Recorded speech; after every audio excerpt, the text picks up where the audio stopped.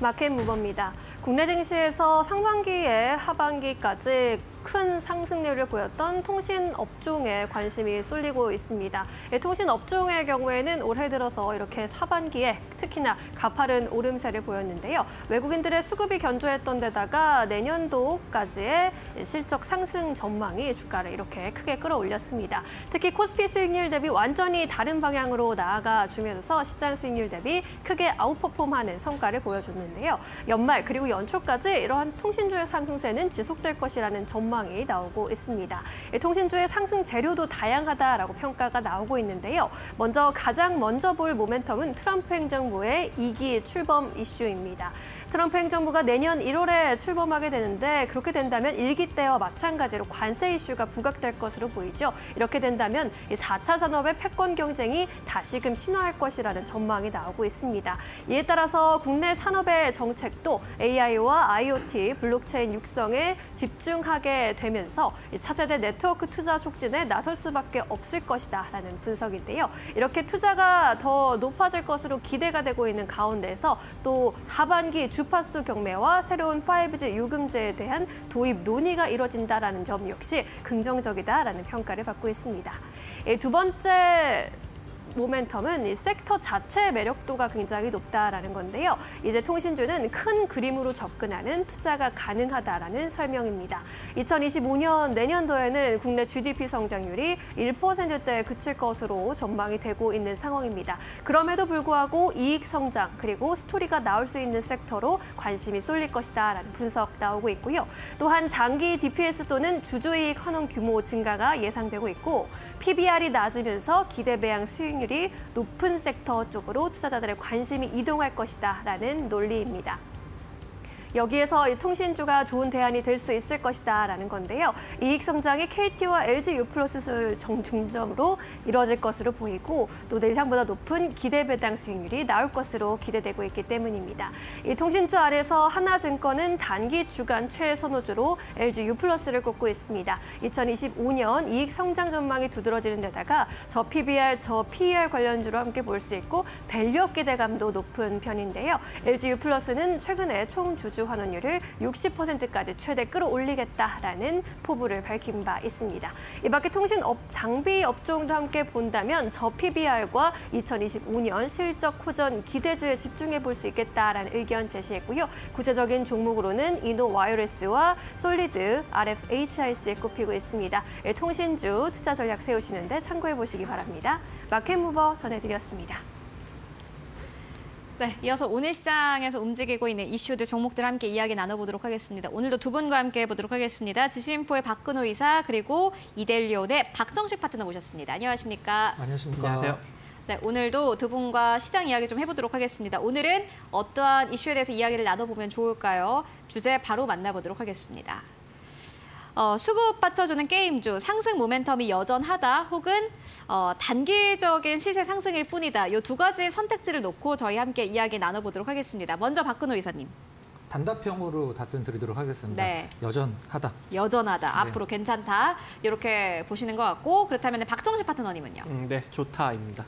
좋다. 두 분 다 오늘 의견이 통일이 됐습니다. 그렇다면 박근호 이사님, 앞으로 모멘텀이 여전하다라고 보시는 이유가 있으실까요? 네, 일단 종목별로 좀 약간 다르긴 하겠지만 네. 사실 대장주는 사실 지금 크래프톤이 여러모로 보든 시총으로 보든 아니면 이익으로 보든 이제 크래프톤이 대장인데 크래프톤의 주가 흐름이 계속적으로 좀 우상향으로 옮겨간다라고 하면 진행이 된다라고 하면은 다른 종목들도 좀 영향을 받을 거라고 생각을 하는데요.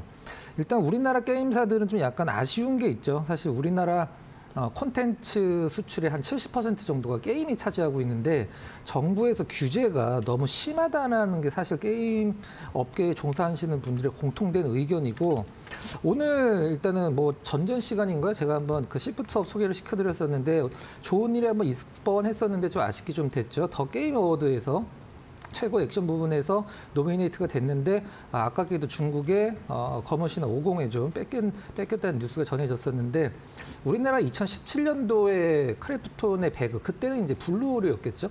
블루홀의 배그가 2017년도에 처음 수상하고 약 한 6년, 7년 만에 재도전이었었는데 이 부분 좀 약간 아깝기도 하네요.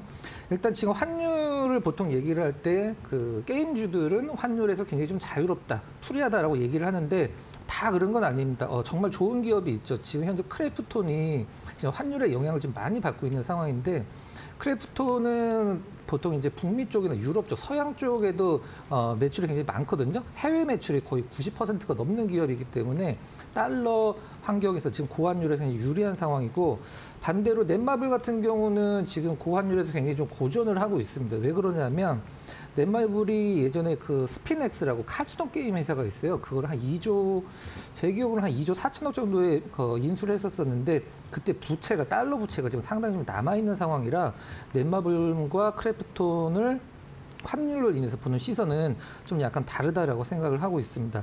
자, 일단 그러면은 지금 뭐 게임주들을 긍정적으로 볼 수 있는 부분 딱 한 2가지 정도라고 생각을 하는데요.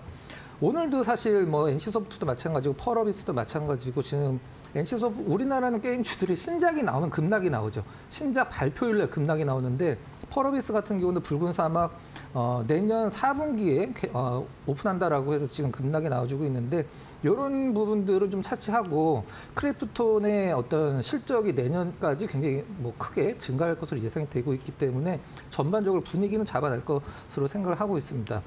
정리하도록 할게요. 일단 게임주들의 가장 큰 메리트는 제가 봤을 때는 가격적인 메리트가 좀 가장 크다. 그다음에 최근에 외국인들이 게임주들 많이 사고 있는데 좀 약간 재밌는 부분이 있어요. 그 코스닥보다도 거래소 쪽에 있는 게임주들만 공격적으로 매수를 하고 있습니다. 우리가 보통 게임주들 코스닥이 많이 있을 거라 생각을 하는데 우리가 알만한 게임주들 뭐 크래프톤, 그다음에 NC, 뭐 넷마블 이런 기업들 다 거래소 기업들이거든요. 근데 코스닥보다도 거래소에 상장돼 있는 좀 굵직굵직한 게임주들 위주로만 지금 매수를 하는 게 좀 약간 특징적이다. 이렇게 좀 정리를 하도록 하겠습니다. 네, 알겠습니다. 수급 받쳐주고 있고 특히나 코스피 쪽으로 외국인들 수급 들어오는 가운데서 게임주 쪽을 집중적으로 사고 있는데 그러한 수급적인 측면을 봤을 때 게임주 앞으로 모멘텀 충분하다라는 의견으로 정리해보고 가도록 하겠습니다. 이어서 박정식 파트너님께서는 게임주 긍정적으로 보시는 이유가 있으실까요? 네, 일단 뭐 최근에 다시금 또 실적을 좀 턴 어라운드 시키는 기업들이 좀 나타나고 있고 네. 그중에 저는 아직까지 좀 저평가 상태에 머물러 있는 넷마블과 네오위즈를 일단 탑픽으로 꼽는데 그중에 네오위즈를 또 꼽아 보았습니다. 자, 이유가 일단 뭐 실적도 전년 동기 대비 조금 이제 개선이 되고 있는 그런 측면도 없지 않아 있지만 일단 다른 이슈랑도 좀 같이 엮여서 움직여야 조금 더 빨리 움직이지 않을까라고 해서 네오위즈를 골라보았고요. 일단 이 가상화폐 이슈가 좀 지속적으로 나오고 있는 상황입니다. 아무래도 이제 비축 자산으로 만들려는 그러한 이제 법안의 어떤 그런 진행을 계속적으로 지금 미국 주에서 텍사스 주에서 실행을 했죠. 그렇게 이제 법안을 계속적으로 지금 내고 있는 그런 상황이기 때문에 이 가상화폐 관련해서 움직일 수 있는 게 네오위즈가 되지 않을까라고 생각을 해요. 왜냐하면 네오위즈 같은 경우에는 이 블록체인 기반의 가상자산 사업을 확대하기 위해서 이미 이제 4개의 가상자산을 발행을 한 상태이고 또 웹 3.0 기반의 게임 인공지능 플랫폼 카브의 노드 운영자로서 참여를 해서 더욱더 이 가상자산을 활용한 사업을 진행을 하려고 지금 준비를 하고 있는 상황이고 거기다가 두나무 지분까지도 조금 보유하고 있습니다. 그래서 이 가상화폐 관련, 특히 이제 비트코인 관련 이슈가 나올 때마다 네오위즈 홀딩스가 이제 급등력이 여러 번 나왔었는데 네오위즈도 일단 같은 계열이고 특히 이제 두나무 지분은 네오위즈가 보유하고 있기 때문에 현재 이제 실적도 일정 부분 좀 상승력이 잘 나타나고 있어서 한번 우리가 한번 주목을 해볼 필요성이 있을 것 같고요. 주가 또한 바닥을 다지고 이제 기준선 위로 서서히 올라타는 그런 단계이기 때문에 주가만 크게 무너지지 않는다면 대략 한 5만 5천 원짜리만 무너지지 않는다면 이 상태로 추가적인 상승력도 우리가 충분히 바라볼 수 있지 않을까라고 생각을 합니다. 여기서 이제 추가적인 상승력이 1차적으로 잘 나오게 된다면 지난번에 이제 장대 음봉으로 빠졌던 음봉의 중간 가격 라인까지는 빠르게 회복될 수 있어서 현재 보유하신 분들은 5만 5천 원이 이탈되지 않는 선에서 6만 6천 원 정도 자리까지 상승력을 바라보시면 좋을 것 같습니다.